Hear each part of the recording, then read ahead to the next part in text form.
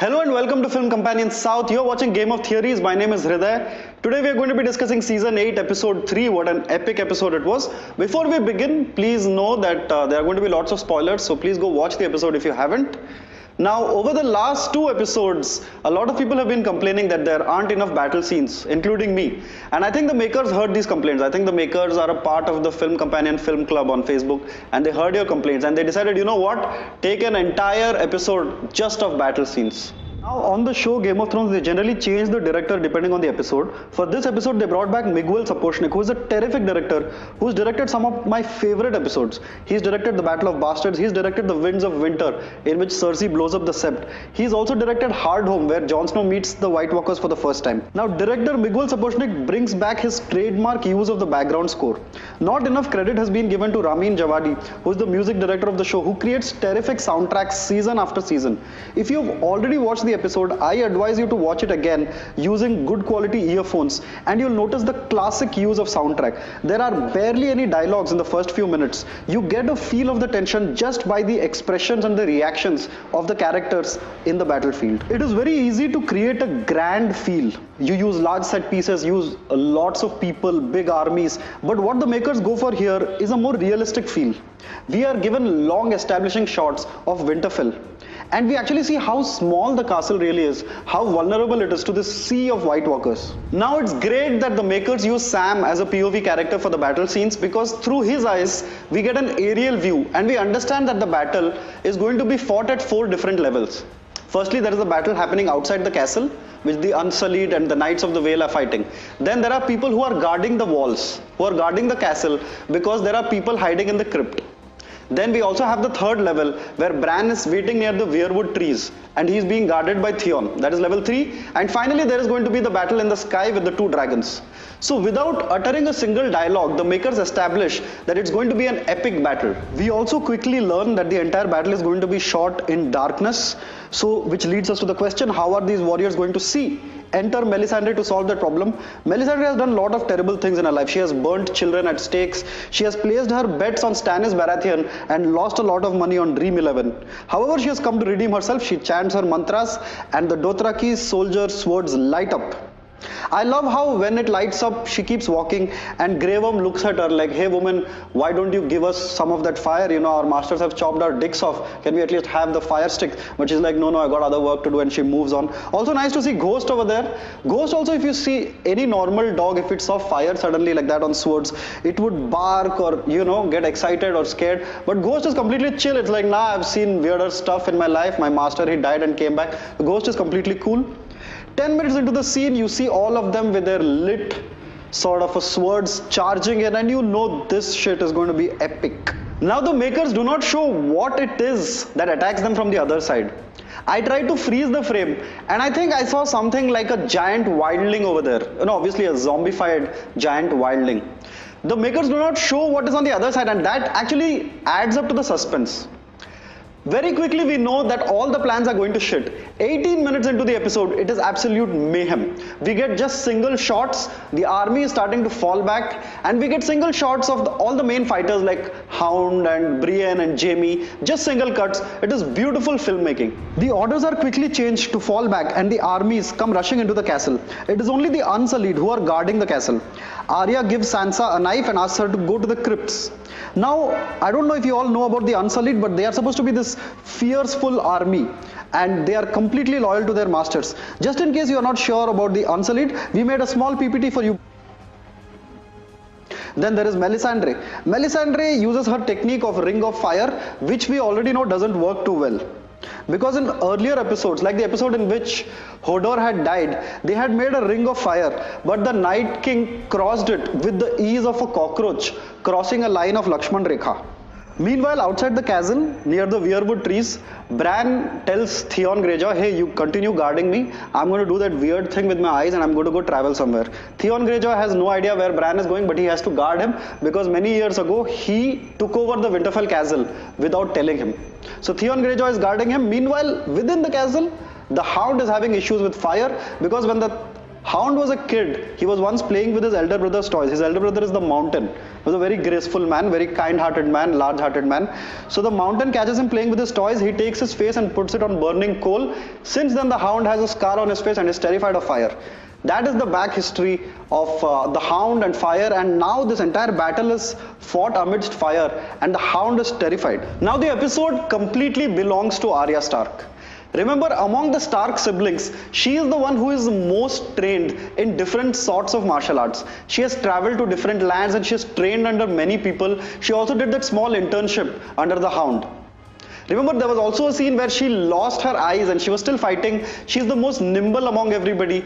And other thing is, most characters in the Game of Thrones, they have had long journeys and relationships and battles and strategy. But Arya has just had single-minded focus on killing people. Now, in the previous episode of this series, I had predicted that Arya Stark might die in this episode.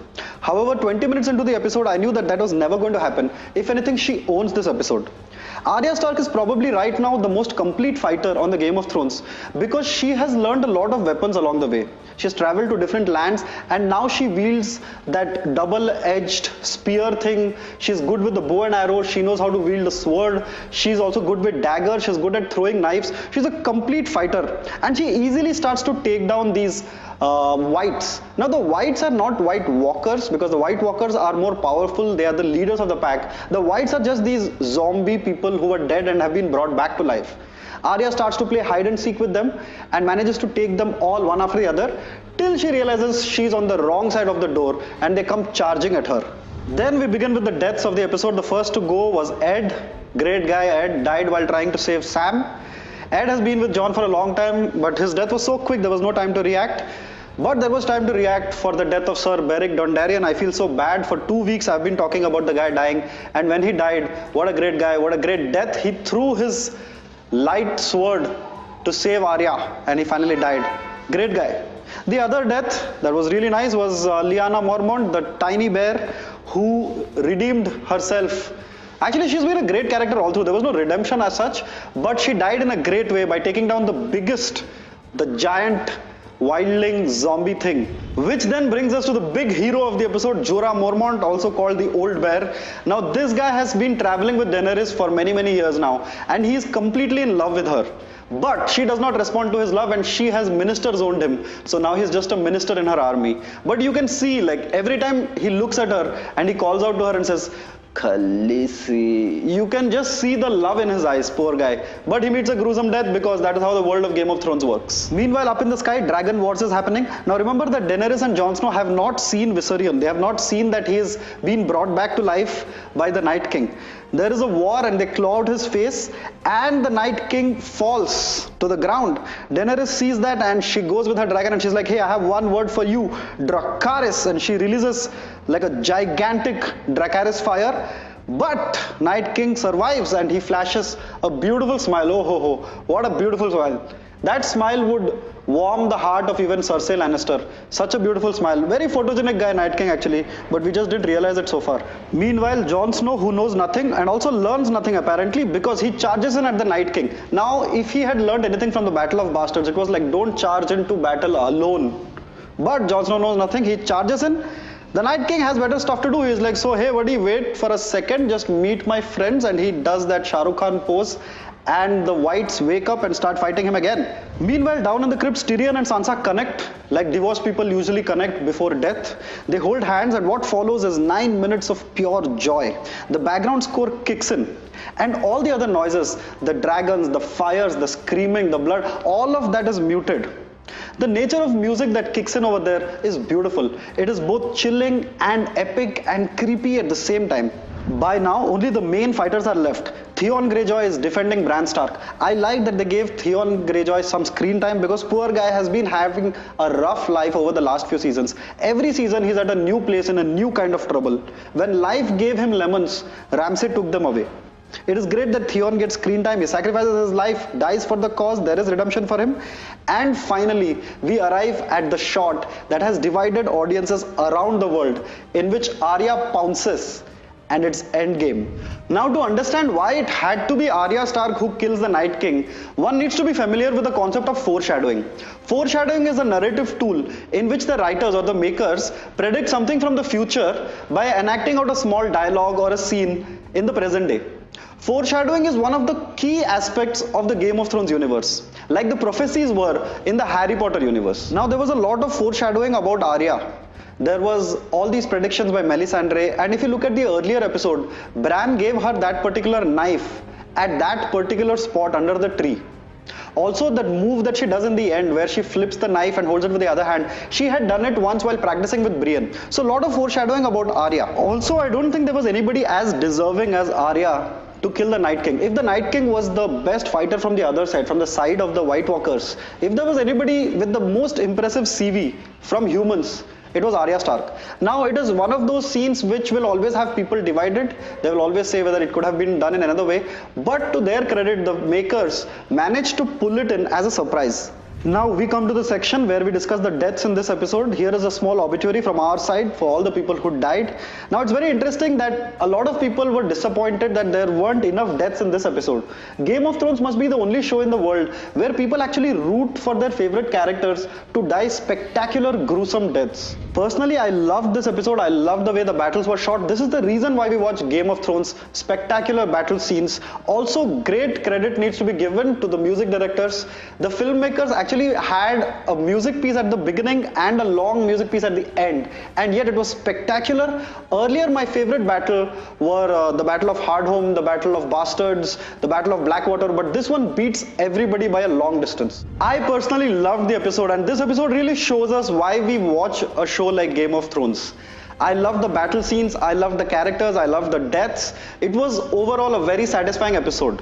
We'll be doing these episodes every week. Please let us know in the comment section what you thought of this episode. If you have any feedback, or if you have any theories, or if you have any disappointments, let us know, and we will surely let the makers of the show know, because we know them. Thank you for watching Game of Theories. My name is Hriday. We'll come back with next week's episode. Bye bye.